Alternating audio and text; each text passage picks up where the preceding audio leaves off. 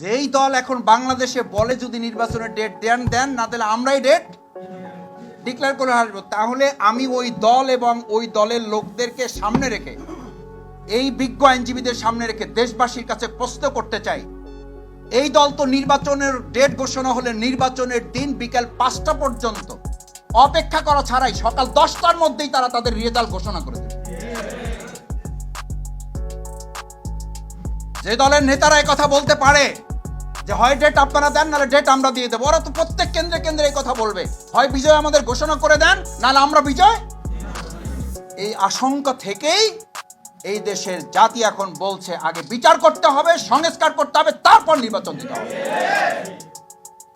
না হলে এই যে হুমকি, যেই থ্রেট আপনারা দিচ্ছেন, এগুলো তো আওয়ামী লীগের আমলেও তো আমরা এরকম কথা শুনিনি। আওয়ামী লীগের ফ্যাসিস্টরাও এরকম কথা বলে নাই। ওরা তো অন্তত সংবিধানের কথা বলছে, দোহাই দিছে, কোর্টের দোহাই দিছে, কিন্তু এত বাজে কথা মানুষকে বলে বিব্রত করে নাই।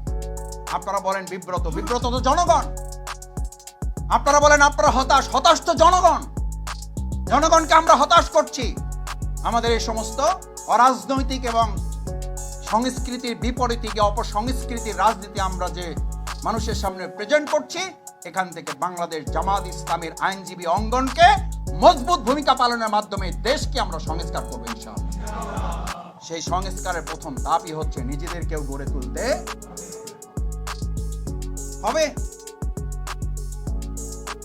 আমরা এক সময় আমরা বলি না যে আমরা প্রয়োজন আবার রক্ত দেবো, আমি এখন উল্টা কথা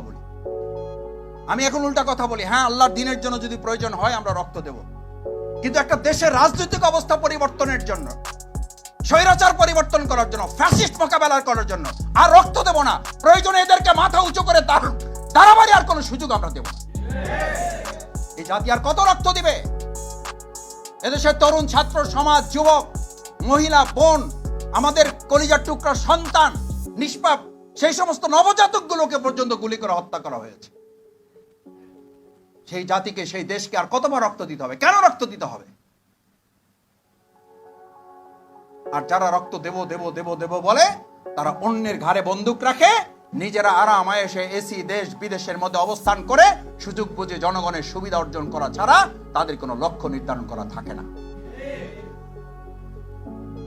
ভাইয়েরা, এই জন্য আজকের ওয়ার্কশপ আমরা বলছি, এই ওয়ার্কশপের মূল লক্ষ্য হচ্ছে আমরা দেশ পরিবর্তন করতে চাই, জাতি পরিবর্তন করতে চাই, কিন্তু তার আগে আমরা আমাদের পরিবর্তন